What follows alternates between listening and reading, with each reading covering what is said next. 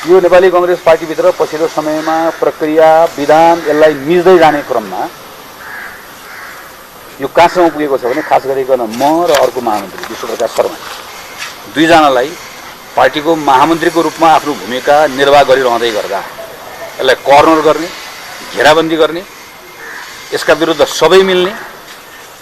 त्यसैले मैले आज नेतालाई भनेको छु, यहाँभित्र तपाईहरु सबै मिलेर मलाई र विश्वप्रकाश शर्मालाई तपाईले जति घेराबन्दी गरे पनि यो यहाँको घेरा सानो छ तर पार्टीको साथीहरुको घेरा ठूलो छ, समर्थकको घेरा ठूलो छ, शुभेच्छुको घेरा ठूलो छ, त्योभन्दा बाहिर अझै आम नागरिकको घेरा ठूलो छ।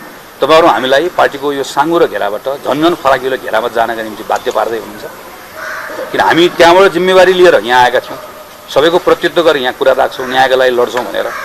तपाईहरु यहाँभित्र संख्याको आधारमा दम्म राखेर जसरी घेराबन्दी गर्दै गर्दै गर्दै जाँदै हुनुहुन्छ, तपाईले गरेको घेराबन्दीले व्यक्तिगत रूपमा हामीलाई के फरक पर्ने होइन। त तपाईले आज गरेको घेराबन्दीले यहाँभित्र कसलाई भयो यो घेराबन्दी? तपाईले गरेको घेराबन्दीले आज नेपाली कांग्रेसले काम गरेको जनजातिलाई घेराबन्दी भयो, तपाईले काम गरेको मुस्लिमलाई घेराबन्दी भयो, तपाईले गरेको घेराबन्दीले पार्टीभित्र तमाम काम गरेका मान्छेहरु कम्तीमा मेरो बारेमा निर्णय नभए पनि मेरो बारेमा पार्टीमा आज छलफल हुन्थ्यो होला, नामको बारेमा छलफल, नाम वाचन हुन्थ्यो होला भनेर भन्ने अवस्था बन्थ्यो। त्यसका बारेमा घेराबन्दी भयो। यो सबै कुराको उत्तर लिनका निम्ति अब तपाईले हामीलाई थप बाध्य बनाउँदै हुनुहुन्छ, बनाउनुभयो। साथीहरुको बीचमा जान, पार्टीका आम साथीहरुको बीचमा जाने, यो कुरा राख्ने भन्ने कुरा पनि मैले आज पार्टीको बैठकमा जानकारी गराएको